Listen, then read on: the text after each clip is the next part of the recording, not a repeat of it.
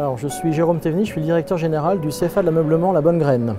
Nous formons des apprentis depuis 150 ans dans 13 métiers du décor intérieur et je suis ici aujourd'hui pour présenter le travail des élèves qui ont mis en valeur, ou du moins qui ont présenté les travaux de Paul Arzins en termes d'encadrement. Les élèves ont été très sensibles à ce patrimoine qu'ils ont eu à traiter.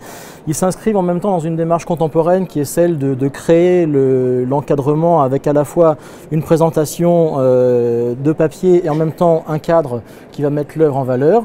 Et dernier élément, le souci futur, comment conserver ces œuvres, donc une fois encadrées, pour qu'elles puissent traverser les époques sans être à nouveau altérées.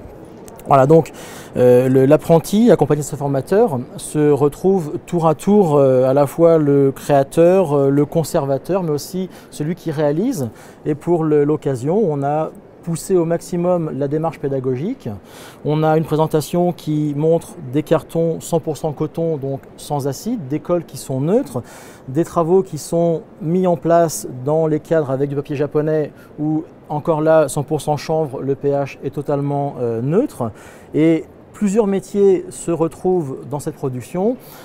Des encadreurs évidemment qui préparent le sous-verre et les cartons, des ébénistes qui vont faire la moulure. On a même une création à ce moment-là d'un outil spécial, je vous l'ai apporté, un fer, voilà, qui reproduit la moulure et en fait les élèves eux-mêmes l'ont baptisé le fer Arzins. Donc il y a une moulure maintenant dans notre stock d'ébénisterie qui s'appelle la moulure Arzins et les doreurs à la feuille sont venus finir le travail en rappelant le motif de la voiture baleine du départ. Vous voyez que le fer est profilé un peu comme le nez de la voiture et la couleur argentée a été reprise pour rappeler la carrosserie du véhicule.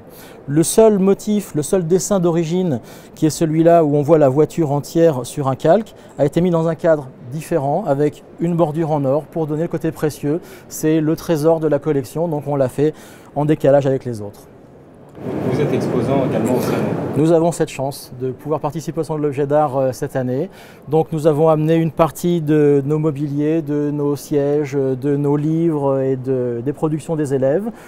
Certains d'entre eux sont ici pour faire des démonstrations, notamment d'encadrement et de dorure qui sont les deux métiers principaux qui ont été réquisitionnés pour la performance autour de Paul Arzins. Et nous sommes ravis de montrer la transmission des métiers à travers des salons prestigieux comme celui-ci. Merci beaucoup.